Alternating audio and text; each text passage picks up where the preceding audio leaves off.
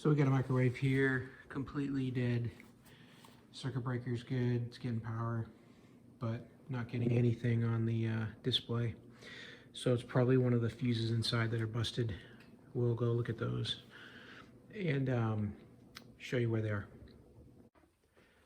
So before you open up the microwave, you're gonna wanna go in, here, speed oven 25, and flip your breaker off. So that way you don't get zapped. And make sure you shut your breaker off before you go open up your cabinet.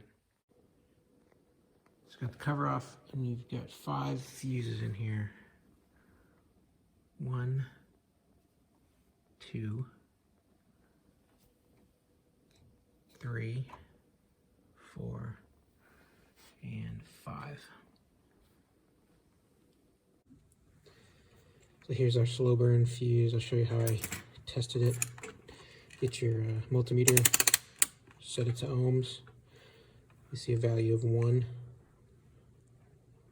I touch each side, look for the connection to go through. Nothing, no change in the 1. I'll go ahead and replace this with a new one. See if we get continuity. Yep, goes from that 1, drops down to 0 there. And it shows you that electricity is going through this fuse, but not going through this one. So this is a culprit. Replace this and be back in business. Very cheap to replace. This whole box of 20 of them costs $7 on Amazon. I'll put a link to the description. So I got my replacement fuse that goes on the board where the power comes in. Pop it in there, and that's it. Put the cover back on, slide it back in, see if we got power. And then before we fire it up, we'll go ahead and turn the breaker back on.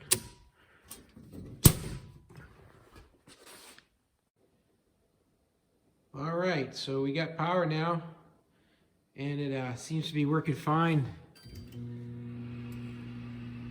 It's starting up like it should, and I've run it a couple times and it hasn't blown that fuse again.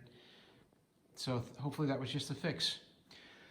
So if this video helped you, please subscribe and like the video, and it'll help others find it by giving some feedback like that.